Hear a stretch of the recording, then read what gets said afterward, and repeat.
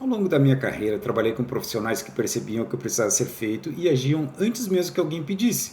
Trabalhei também com pessoas que, para realizar uma tarefa, precisavam ser cobradas duas, três ou até quatro vezes. Nos dois casos, o trabalho era feito, mas o impacto sobre o time era completamente diferente. Então eu faço uma pergunta: vocês acham que essas duas pessoas demonstravam o mesmo nível de iniciativa? Pois é, maturidade profissional não é só completar tarefas. Também envolve a atitude com que tu age quando os outros precisam te acompanhar, lembrar ou pressionar. Nesse vídeo, eu vou apresentar 4 níveis de iniciativa e uma história simples que pode te ajudar a reconhecer esses comportamentos na vida pessoal e também no trabalho. Eu aprendi esses 4 níveis muitos anos atrás em um treinamento sobre educação de filhos. Primeiro, eu apliquei o conceito na minha própria vida e na educação do meu filho. Mais tarde, liderando equipes, percebi que ele também ajudava a explicar muitos comportamentos no ambiente profissional. Para tornar a ideia mais concreta, eu criei uma história hipotética sobre uma família com uma regra muito simples. Quando todos fazem uma refeição juntos, todos esperam as outras pessoas terminarem. Depois, cada um retira o seu prato, os seus talheres e coloca os restos no lixo orgânico.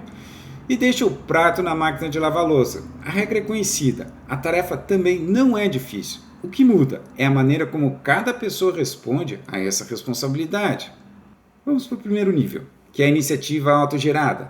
A refeição termina, a pessoa se levanta, retira o prato e descarta os restos no lixo orgânico e deixa tudo na máquina de lavar louça. Ninguém precisa pedir, ninguém precisa lembrar e ela não demonstra irritação por seguir a regra da casa.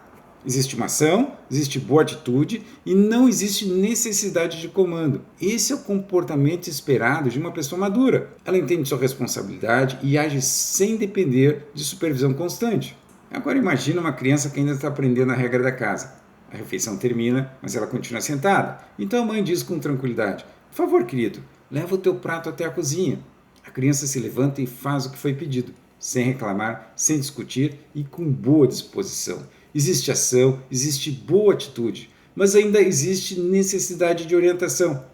Esse é o nível da iniciativa estimulada. Isso não representa necessariamente um problema, é natural para uma criança que está aprendendo. Também pode ser natural para um profissional júnior, para alguém em treinamento ou até para um profissional experiente que acabou de entrar em uma empresa nova. O importante é a existência de progressão. Com o aprendizado e prática, a pessoa deve avançar da iniciativa estimulada para a iniciativa autogerada. Agora vamos mudar um pouquinho a situação. A refeição termina e a mãe pede com calma: querido, por favor, retira o teu prato da mesa. A criança não reage, continua sentada como se nada tivesse acontecido. A mãe chega a pensar: será que realmente eu falei ou apenas pensei que tinha falado? Então ela pede pela segunda vez. Dessa vez ela tem certeza que falou. Mesmo assim, a criança continua sem reação. No terceiro pedido, a mãe usa um tom mais firme, já quase ameaçando. Só então a criança se levanta e faz aquilo que já deveria ter feito. No final, houve ação, o prato foi retirado. Mas não houve uma atitude adequada e foi necessário cobrar, insistir e aumentar a pressão. Esse é o nível da iniciativa forçada. A tarefa foi concluída, mas o custo para que isso acontecesse não era o esperado. Agora nós chegamos ao último nível. A refeição termina e a criança fica sentada, mas dessa vez a mãe pensa: eu não quero estragar meu dia. Ela sabe que se ela for pedir, ela vai precisar repetir e talvez tenha que discutir. É uma tarefa simples e ela não quer que aquilo acabe se transformando em conflito. Então ela não pede. Ela vai até a mesa, retira o prato da criança e faz tudo por ela. A criança não executou a ação. Também não demonstrou boa vontade e aparentemente ninguém precisou comandar ela. Mas não precisou comandar não porque ela não tivesse autonomia. O comando deixou de acontecer porque outra pessoa chegou à conclusão que seria mais fácil ela própria fazer o trabalho do que enfrentar a resistência da criança. Eu chamo isso de iniciativa reprimida. A ação que deveria partir daquela pessoa deixa de acontecer. Outra pessoa assume a sua responsabilidade. Esse é o nível mais grave, porque a entrega talvez continue acontecendo, mas alguém passa a carregar uma responsabilidade que não deveria ser sua.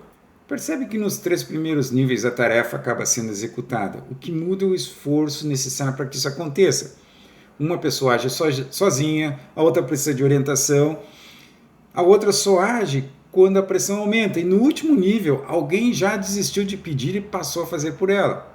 Por isso, a iniciativa não apenas afeta a produtividade, ela afeta a confiança, relacionamento e energia de um time inteiro. Agora vamos levar essa história para o ambiente profissional. Um exemplo muito comum em times de tecnologia é a atualização de tarefas no Gira. Imagina que todos conheçam a seguinte expectativa. Cada profissional deve atualizar suas tarefas, registrar o progresso e comunicar impedimentos ou riscos. O profissional com iniciativa autogerada mantém suas tarefas atualizadas. Quando percebe o risco, comunica. Quando surge um impedimento, sinaliza. E não espera que o atraso se torne inevitável. Já o profissional com iniciativa estimulada talvez ainda precise de alguns lembretes, especialmente durante o período de integração ou enquanto ele aprende como o time trabalha. Isso faz parte do desenvolvimento, mas a expectativa é que ele avance em direção à autonomia. Na iniciativa forçada, o profissional conhece a regra, mas não atualiza as informações. O gerente pede uma vez, depois pede novamente, e somente depois de uma cobrança mais firme a atualização acontece. Já na iniciativa reprimida, o gerente se cansou de cobrar, então ele coleta as informações e atualiza a tarefa no lugar do profissional. No curto prazo, isso parece mais rápido, o relatório fica pronto, mas uma responsabilidade foi transferida em silêncio. E a pessoa aprende que não precisa mudar, porque sempre vai ter alguém compensando o comportamento dela. Existe um detalhe importante. Iniciativa não significa sair fazendo qualquer coisa por conta própria. Ela depende do contexto, da cultura e das regras do ambiente. Dentro daquela casa, levar o prato até a cozinha é o comportamento esperado. Mas imagina alguém fazendo isso num restaurante. Entra na cozinha e tenta colocar o prato na máquina de lavar louça. Provavelmente essa pessoa estaria sendo muito inconveniente. A ação parece semelhante, mas o contexto é completamente diferente.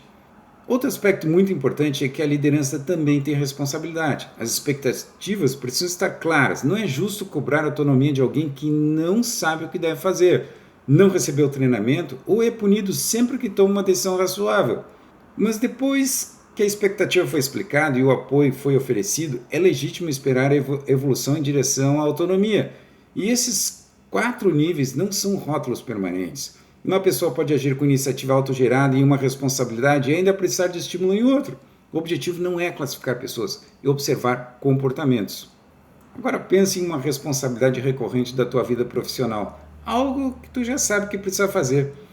Quanto esforço as outras pessoas precisam fazer para que tu cumpra aquilo que já sabe que tem que fazer? Tu age sem precisar de lembrete, ainda precisa de orientação, só reage depois de várias cobranças ou alguém já passou a fazer aquilo no teu lugar porque cansou de pedir. Te dou uma sugestão, escolhe uma única responsabilidade e tenta levar ela a um nível acima, da iniciativa forçada para estimulada ou da estimulada para autogerada. Observa que pequenos comportamentos repetidos constroem uma reputação de confiabilidade. Para concluir, 2 pessoas podem completar a mesma tarefa e não mostrar o mesmo nível de iniciativa. O que muda é a atitude, a necessidade de comando e o esforço que elas exigem dos outros. Maturidade profissional não é apenas fazer o que precisa ser feito, é compreender o que se espera de ti, agir no contexto correto e não depender da pressão constante para que tu cumpra as tuas responsabilidades. Em qual desses 4 níveis tu reconheceu algum comportamento teu? Compartilhe um exemplo nos comentários. Nós nos vemos no próximo vídeo. Tchau!